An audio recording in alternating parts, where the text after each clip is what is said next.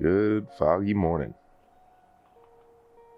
So today is my first official day back to my actual work, and that is a bummer.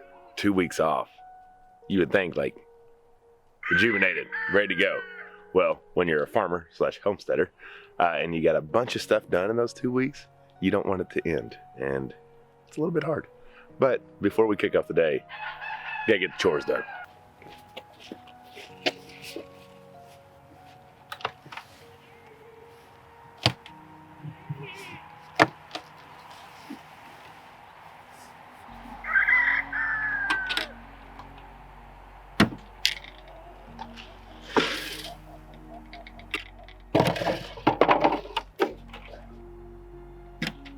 All right, Peppy's done, got the water turned on so we can give them some fresh water up here. I know they're out. And it's time to feed. It's been a minute since y'all went and did chores with us, I think. Butters and Anna are getting big.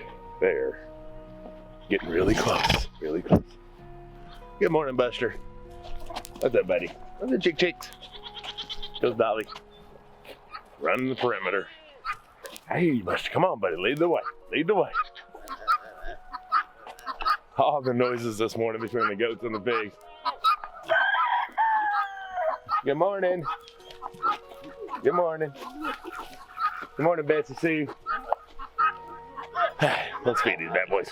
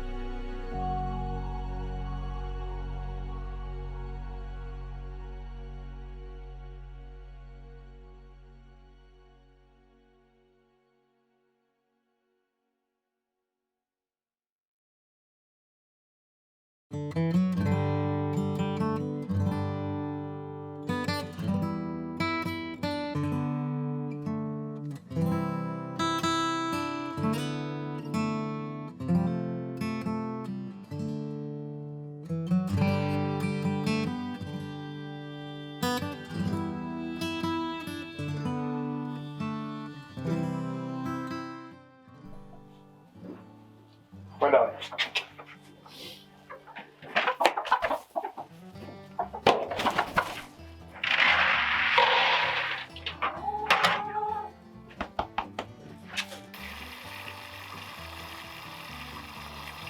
So my water hose has a little ice in the line, so it's taking a second to get going. I unhook it from the bottom, and for the most part, all of it drains out because it's all downhill, but some sits, and when you have these like chillier nights, it's got a little ice build up, so it takes a second to get going. But a lot of y'all probably thinking, I saw you do that a lot with just your hands and your feet, that you just got a new tractor. Yeah, I do. And we're gonna be changing how we feed and how this whole setup is here in the near future. Jed and I were actually talking, and on the second floor, we're gonna get some barrels and run some PVC pipe with some on-off switches for us to be able to fill our buckets up. And now that we have the tractor, we'll be able to get the feed up there a lot easier instead of having to like carry 50-pound bags up. So we will be doing that. I'll stop having it in the garage and having to walk up the hill, but we just got it like 2 days ago, so got to give us a minute to get things going. And some days when I have a little bit more time, I'll drive the tractor down, put the buckets in the bucket and drive it up, but honestly that takes longer than me just walking on up. So it is time to get serious about making some milking stands and getting them ready for kidding, because we have a month. Right at the first or second week of February is when we should start expecting them. That's when they have their first exposure to Charlie. So we are getting really close to kidding time, and I need a milking station, a couple of them, to be honest with you. And I'm gonna build some. The one we had at the old place, it was falling apart. It was given to us when we got the herd of goats. So I need to build some new ones and get that going, because that is getting serious time. And there's a lot of things that we've been excited about on this farm, but I think goat kidding is going to be one of the top highlights we won't forget. Just praying that it all goes well. Butters is an experienced mom. This will be her second or third litter of kids that she's going to have. But Anna and Elsa will be their first time moms. And so first time moms, you got to pay a little bit more attention to. Hopefully the birthing goes well. And then once that's complete, hopefully they let their babies attach. Anna was a bottle baby, the white one. Elsa was not. She was able to take on her mom and do all that good stuff. So Anna would be my biggest worry, but she's like the greatest goat ever. So hopefully she attaches right to him and is a great mom. I think she will be.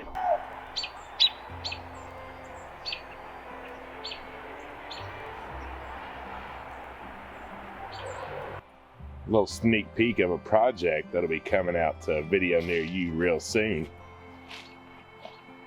So, in saying all that about going back to work, vacations, different stuff like that, it kind of brings me to a little bit of the point of this video.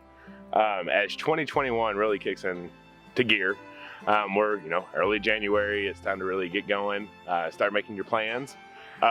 We don't necessarily make resolutions, I guess you could call it that, but we make goals for 2021 for the year. So we kind of write down what's our achievable goals, what's our stretch goals, and then let's see what we can do to try to make them done. We're big on actually writing them down, not on the phone, not in your head. Actually writing them down, give yourself like a top 5 list and start marking them off, then create a new one. But one of our top goals in 2021 is to really make this farm profitable, extremely profitable. We know we have the tools to do so. We've already kind of started in the fact when it comes to Jen's goat milk soap, salves, all that good stuff. But that covers the feed bill kind of thing. So our goal is to really flip this over to really start making some actual profit. A little bit of that has to do with YouTube. So one of the biggest questions I think that I see through social media is, how much do YouTubers make? Well, I'll be completely honest with you. It varies. There's great months, there's good months, there's months, and then there's just terrible months. It all has to do, depend on the ad revenue that's going on that month. For example, Christmas time, December was a good month because lot more money in ads, pushing Christmas gifts, Christmas stuff, all that good stuff. So YouTubers make a little bit more money in hot months like December. We're hitting January now. That's going to be a low month. No matter how the videos do, obviously you can still do well. But when it actually comes, how much are you making per ad? It just completely varies on the month that you're in. So what does that have to do with us and making our farm profitable? Well, that being said, YouTube is completely unpredictable. When we have good months, we invest it, we put it into things that are going to help us long term. But it's not I'm going to get 1 million subscribers and quit my job kind of reliable. That's a huge risk to even slightly think of that being a potential, at least for us. I'm not saying for everyone, but for our situation, it's never going to be reliable enough for me to say, yeah, I'm done here. I'm just going to go do YouTube, as much as I would love it to be. But what YouTube can do for us and the revenue we make is one thing. It can help get us out of debt. So with that little bit of extra income that we have, when we're not putting it into new projects, we're putting it into stuff that we owe on to try to start paying off. Because the less we owe, the less money we need. And with us just buying a house this year and buying the tractor and things like that, our debt's growing. So we're gonna be very, very cautious and proactive and try to start paying those things off sooner rather than later, if possible. We do YouTube because we love it. We love you all, and we love the fact that we can document our lives. If our kids ever want to see something back in the day when they're 20 or 25, hopefully YouTube stuff's still around.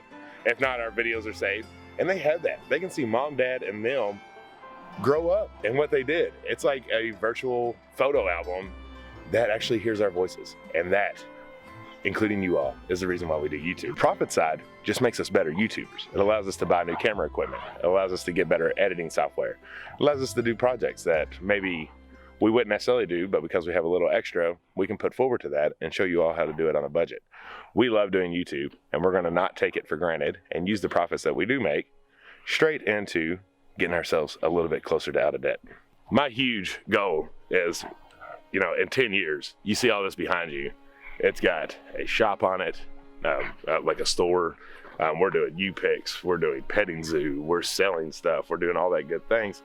So we're gonna take y'all along with that entire ride, but hopefully, eventually, we'll be able to just work for ourselves and have our farm to work on. Because that has ultimately always been my goal, is to be self-employed, working for ourselves and doing our thing here. Long way down the road, just gotta keep the vision. So the last thing, how much do YouTubers actually make? Because we all say good months, bad months, this and that, but what does that result down to in actual dollar amounts? There's some months we make $100. There's some months we make $1,000. There's some months we make $5,000. And that is the craziness between the varies of what it can make. For example, if you have a viral video hit, like when we had the goat missing situation, that one hit, it's up to like 300,000 views. For us, that's plenty viral because we don't have anything that goes that quick. That was a really good month because we had a lot of views, a lot of people watching ads, really helped in the revenue. December was a good month. We did Vlogmas. We put a video out every day. Ads were running every day. It was a good month. But if you have a non-high ad month, so like January, which we're in, and you don't have a viral video, you know, you're looking at under $1,000, maybe $400 or $500. So that's just a little bit of the insights because I know a lot of people are interested, and there's been a lot of, not grief, but just curiosity. So I'm an open book. Jen and I both are. We think part of the reason that there's a discrepancy in pay is because we don't talk about what we get paid enough. So that allows companies to really pay whatever they want because they don't know what their buddies are doing. So there you go. And speaking of becoming more profitable this year, this is Steph, my cousin Steph. Hi. You haven't met her before. She is packaging up soaps. So coming real soon to you. Lemon ginger. And I think, see, I'm shooting this before our live, so I'm trying to guess how the live's gonna go. We are gonna release them on our live Monday night. So if there are still any left while you're watching this, make sure to go get them. Jen's Etsy store is always down below in our description. However, the goat milk soap goes really fast, but I guarantee there should probably still be some calendula salve available.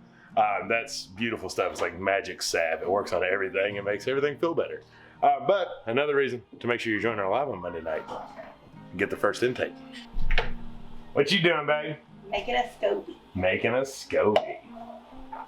So because Jen loves the video so much, I'm going to link her original SCOBY video at the end. Yeah, I'm making a new one. I know. She's making a new one now, but so once you see this one, because she's going to teach you how to do it, then go back and see how far Jen and I have come in the land of YouTube. She's smiling. All right, learn how to make a SCOBY. All right, babe, so we got SCOBYs and SCOOBYs and all the different names for this, but if I want to make it, what do I need to do? Well, first, the backstory. So I used to have 2 awesome SCOBY hotels at our old house, and I didn't think about them until literally the day that we were moving. So I didn't dehydrate them and take them with us. Regrettably, I just threw them out because they needed to be fed. I didn't know how to transport them at the last minute and all that stuff. So now I'm starting over from scratch. We love kombucha. It's a... Yeah, I noticed that too. All right, now that Jen tried to burn the house down, continue. It's a gut-friendly health drink. It's really, really good for you. Yeah, and I'm starting from scratch, so it's really easy. You can buy like dehydrated SCOBYs or buy them from local people, whatever you want to do. Or you can just make your own because it's super simple. So you just get a GT's kombucha. Regular is ideal, but we already drank that one. So that one is flavored, but it's okay. You take a cup of this and like take it out and save it. And then you're gonna make your tea, which is 6 tea bags of organic black tea. You're gonna boil that, steep it just like you would any tea. While it's hot, you're gonna add in 1 cup of organic raw sugar. I use raw cane sugar. Make sure that gets dissolved in, and then you let it sit and come to complete room temperature. Pour the tea in a mason jar, and then pour your cup that you held back into the mason jar. Put a cheesecloth, muslin cloth, whatever, over top with a rubber band, and put it in a dark spot for at least 2 weeks. After the 2 weeks, you're going to feed it again, which is the step that we're at right now, so I'm going to show you that. So it's actually been about 2.5 weeks for this one, and I've got a SCOBY on top, so that's awesome. It's ready to be fed. This one did not do as well. I have no idea why. It just happens sometimes. Kombucha is easy, but it's also an art project or chemistry. So, you know, if it doesn't like the environment, then it doesn't grow, and it has to be perfect for it to grow. But it's simple. It's not a big deal. So if it doesn't work, just try again. So that was the steps, but now I'm going to actually show you. So this tea is going to feed my already existing SCOBY, and this tea is going to start a new one since that one failed. So it's not come to a boil yet, but I've got my 6 tea bags in. Once it comes to a boil, I'm going to just switch it off and let it steep just like tea would, and then we'll go from there. All right, we've got our tea bags out and our tea is still hot. So we're going to put 1 cup of sugar in. Uh-oh. Why? Why does this always happen to me? Why can't it just go in? Get that taken care of, man. Yep. Blow all the residue off. And just stir it in and make sure it dissolves. And then you're just going to let it sit and come to room temperature. Okay, everything's cooled down. We're going to take our kombucha and pour it into our mason jar. And then we're going to take our room temperature tea, pour it in. And then we're going to put a cloth over it and let it sit for at least 2 weeks in a dark spot, and then you'll have a SCOBY like this one.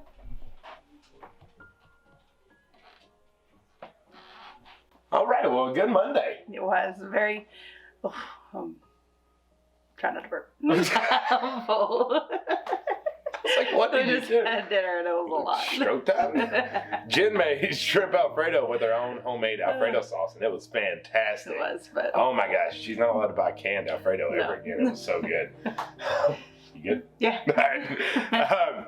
But yeah, so I hope you enjoyed today. I hope you enjoyed learning a little of the insights of YouTube and what YouTubers make. Again, transparency is the #1 way that we can be equal, in my own opinion. So like when we talk about salary misses, I've Wage seen gap. it. Wage gap, thank you. We're creating that, not necessarily the bosses. So the more we talk about it, the more everybody knows. So I hope they gave you a little insight onto what YouTubers do and how you all watching helps. So hopefully we'll continue on the go to clearing debt, and then you learn how to make a SCOBY. That's Scooby. right. What is it called? It's a SCOBY. SCOBY. All right. I get Scooby-Doo stuck in my head. Oh my goodness. If you haven't subscribed, make sure to down below. That's right. We love y'all. Until the next one. Bye. Bye.